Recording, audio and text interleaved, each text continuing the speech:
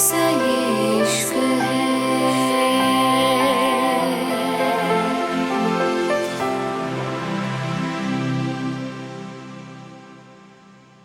मुंबई जन्नत विला का सबसे आलीशान कमरा, जो कि नॉर्मल कमरे के हिसाब से कुछ ज्यादा ही बड़ा था। उस कमरे में अपना स्विमिंग पूल था और उसके साइड में बड़ी खूबसूरत बालकनी जो को फूलों से सजी हुई थी। उस बालकनी में बड़ा ही आलीशान सोफा पड़ा हुआ था, जिसपे उस कमरे का मालिक यानी कि रुद्राक्ष शेखावत सुबह में अपनी कॉफी एंजॉय करता था। इस कमरे में आने की इजाजत किसी को नहीं थी। यहाँ रुद्राक्ष की कोई गर्लफ्रेंड भी नहीं आती थी। इस कमरे के अंदर सिर्फ शांति थी, तूफान से पहले को शांति, क्योंकि तूफान तो स्विमिंग करने में बिजी था। रुद्राक्ष काफी देर से पानी के अंदर था।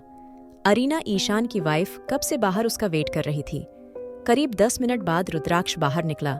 उसकी हॉट बॉडी पे टॉवेल लिपटा हुआ था। पानी की बूंदें उसको और ज्यादा हॉट बना रही थी। रुद्राक्ष ने अपने कपड़े चेंज करे और रूम के अंदर आ गया, जहां पहले से अरीना उसका इंतजार कर रही थी। अरीना रुद्राक्ष को देख के धीरे से बोली, रुद्राक्ष, तुम्हें दादा की ऐसे इंसल्ट नहीं करनी चाहिए थी। वो भी तो तुम्हारे भले के लिए ही कहते हैं। तुम जानते हो, शेखावत फैमिली का नाम है, पूरे मुंबई में कितनी इज्जत है, और तुम्हारी इन हरकतों की वजह से ये इज्जत खतरे में है। अपनी भाभी की बात पे रुद्राक्ष हंसते हुए बोला, वाओ भाभी, ग्रेट, आप भी मॉम, डैड और दादा की तरह बात करने लगी। आपको लगता है उस गंवार के आने से मैं जरा भी बदलूंगा? उसके हर दुख की जिम्मेदार आप होंगी। उसको हर कदम पे दुख और बेइज्जती मिलेगी, और इन सब का जिम्मेदार कौन होगा? कौन? आप सब लोग, क्योंकि उसके आने पे ना तो मैं अपनी गर्लफ्रेंड को छोड़ूंगा, ना ही अपना कोई शौक। अगर आप अभी भी चाहती हैं मैं उस लड़की से शादी करूं, ये आपकी चॉइस है। रुद्राक्ष की बात अरीना को डरने पे मजबूर कर रही थी। अरीना एक सुलझी हुई प्यारी लड़की थी। उसकी शादी को भी 1 साल हुआ था, और पूरे परिवार की तरह उसने भी शेखावत परिवार के तौर तरीके अपना लिए थे।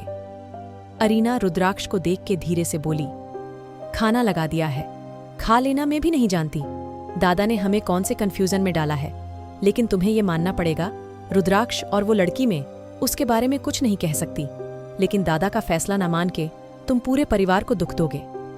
इतना कह के अरीना चली गई थी और रुद्राक्ष जिम की तरफ चला गया था। वो अच्छे से जानता था उसकी पूरी रात आज जिम में गुजरने वाली थी। रुद्राक्ष का दिमाग खराब हो चुका था। जो लड़की अभी आई भी नहीं थी, जिससे वो मिला भी नहीं था, उसके दिल में उस लड़की के लिए अजीब नफरत बैठ गई थी। इंदौर एक छोटे से घर में एक लड़की अपने कमरे में बैठी हुई पढ़ रही थी। उसके सामने ही एक प्यारी सी लड़की बैठी हुई थी, जो शक्ल सूरत में उसके जैसी थी, लेकिन उससे काफी छोटी थी। छोटी लड़की, जिसका नाम गुड़िया था, धीरे से बोली, हया, तुम क्या पढ़ती रहती हो? हया, हमारी कहानी की नायिका, लंबी पतली, गोरा रंग, भूरी आंखें, सुनहरे बाल, काफी कम बोलती है, लेकिन जितना बोलती है सामने वाले को चुप कर देती है।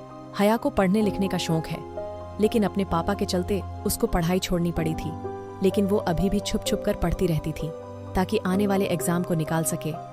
अपनी बहन की बात पे हया चिढ़ते हुए बोली, गुड़िया, कितनी बार कहा है मेरा नाम मत लिया करो।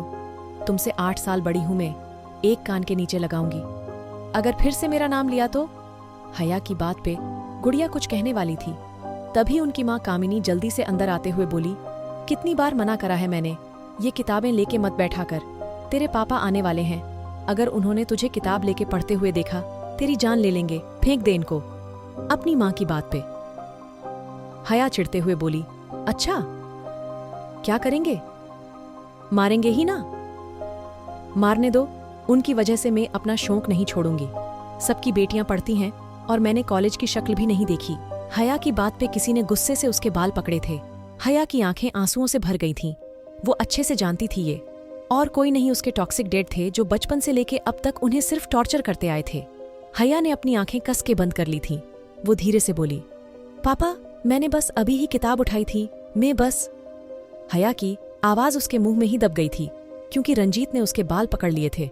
रंजीत के ऐसा करने पे कामिनी जल्दी से बोली, क्या कर रहे हो?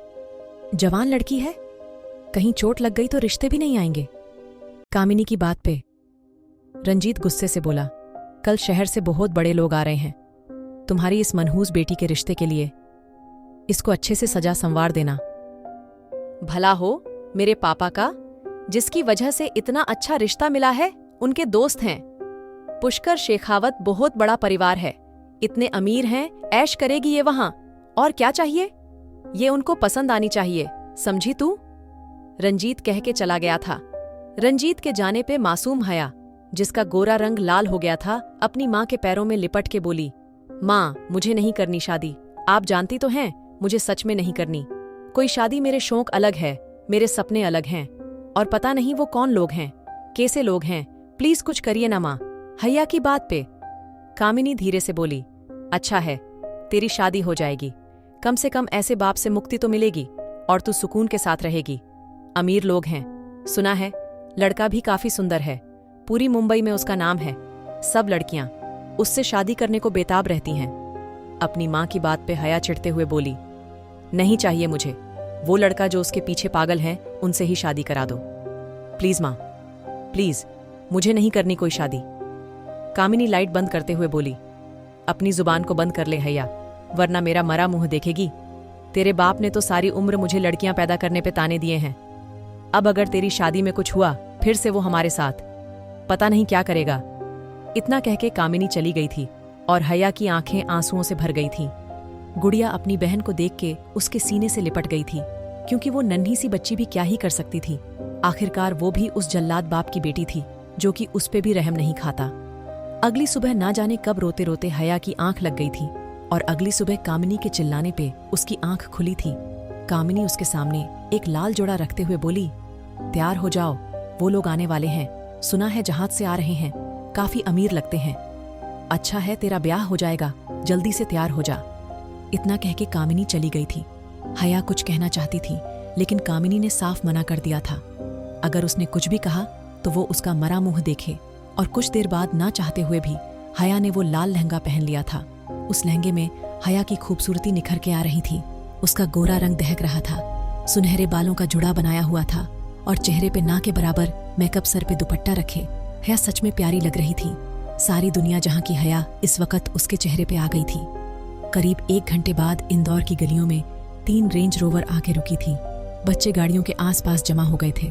चारों तरफ शोर गूंज गया था, हर कोई देखना चाहता था।